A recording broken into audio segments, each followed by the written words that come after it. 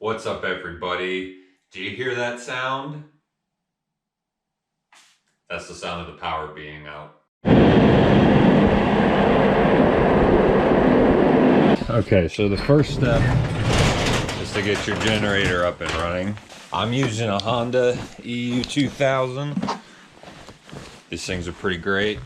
And what I've done is I've drilled a hole in my wall here that I have this extension cord for. So what I do is I just plug this into my generator out here so I don't have to inhale poisonous fumes while I'm enjoying my aquariums. I like to let my generators warm up a little bit before I put a load on them. Power in here, come on over. So I've designed this system for an emergency power outage loss, which is redundant. Okay, I know it looks like San Francisco in the 1918s around here, but this is actually really well put together. All I gotta do is unplug one power strip, and that's this power strip right here. With this one power strip, I got 2 pumps, 2 heaters, wave maker, another heater, another pump. I got that cord down, putting this on, power again. There we go, my main pump's kinking on, the heaters are on.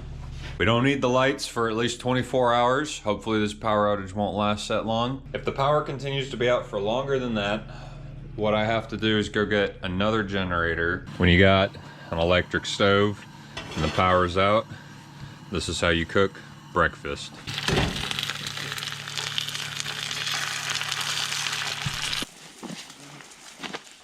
All right, y'all. So we're out here in the yard. Took a little time to come up and maybe write a script. No, we didn't write a script at all.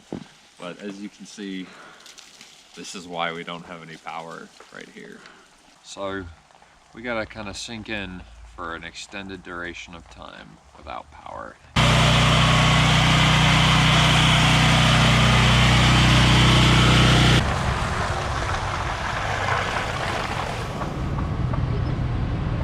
Welcome to day 2 of the power outage. As you can see, I got the system running back up at 100%.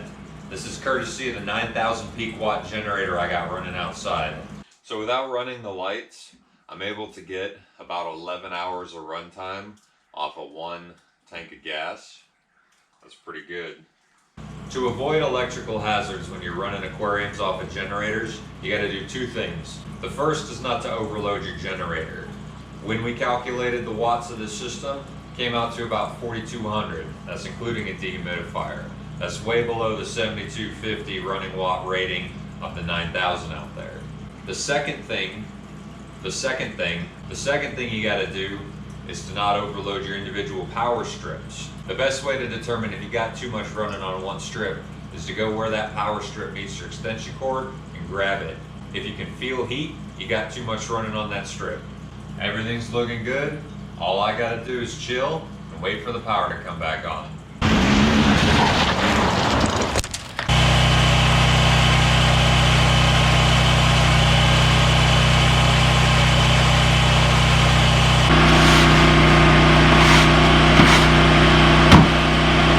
Alright y'all, so we all know that hygiene is super important when it comes to saltwater aquariums.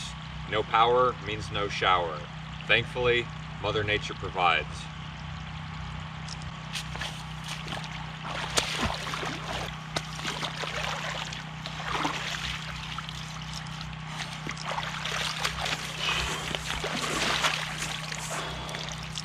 All right, so I feel nice and fresh. That was super refreshing.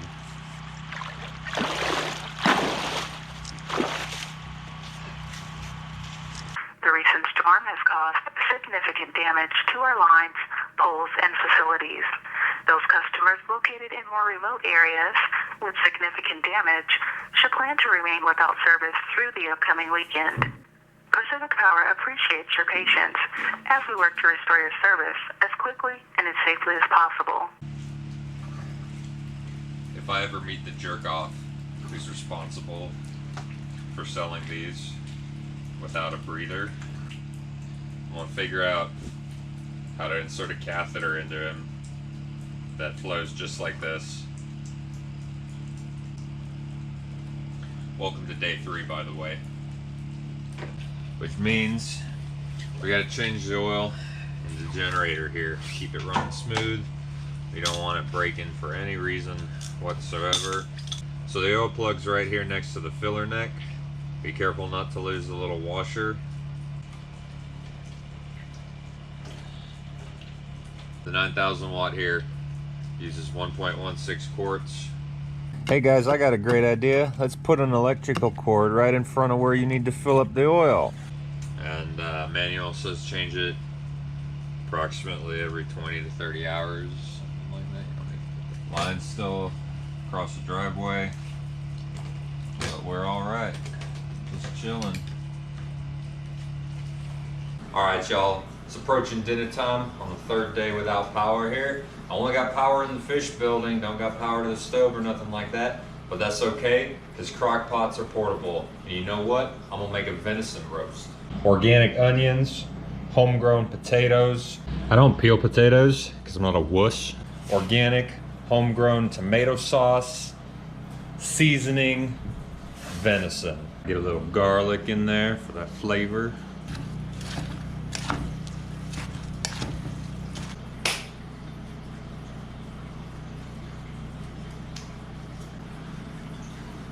Check out that chunk there. Beautiful. I'm just dripping blood all over the floor, but that's all right. That's why we don't have carpet in here. All right, y'all, sweet. Our roast is looking good. All we gotta do left, put the lid on, plug it in, and slow cook.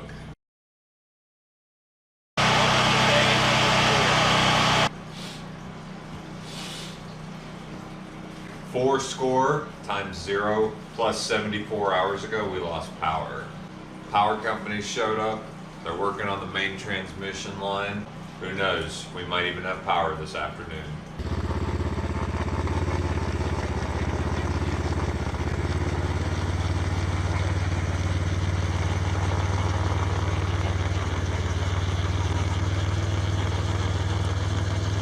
My system can go for about 3 days before it needs to be topped off on each one. I usually keep 65 gallons of cold sterile water on hand, but as you can see, we're got pretty low here. All right, y'all, we're here in the last little bit of light on day 4. Earlier today, the power crews were over here working on getting the line back up and running. They said we might have power tonight, but I'm not really going to hold them to that. There's a lot of stuff that might happen unknowns to them, and so I'm just going to get clean. You know, it's important. Get some of that oil and gas off of me. I feel clean. I feel much better than I did when I got in there. Do you hear that sound? That's the sound of the power being back on.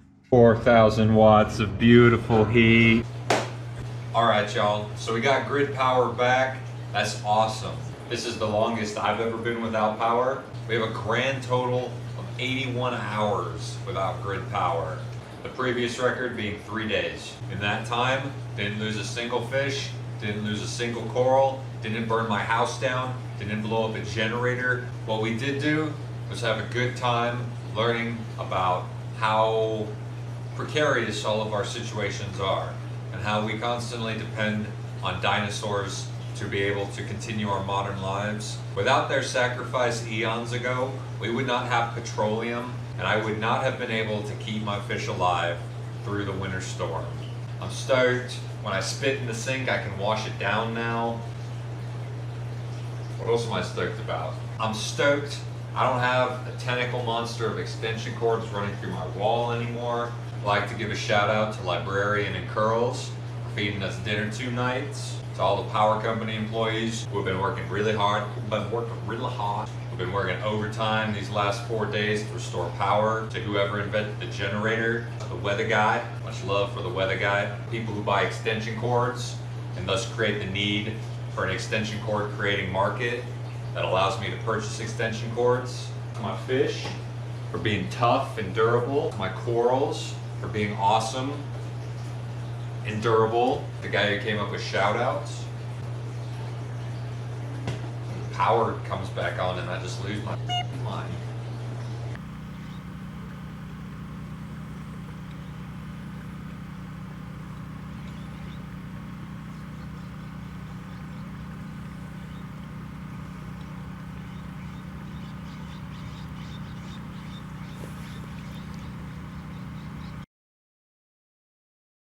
Please be considerate to your dinosaur friends. And do what? What you gotta be considerate for? They're all dead. Use them. Use them. That's how we can be considerate. Use fossil fuels. Beep. Solar. There's no sun here anyway.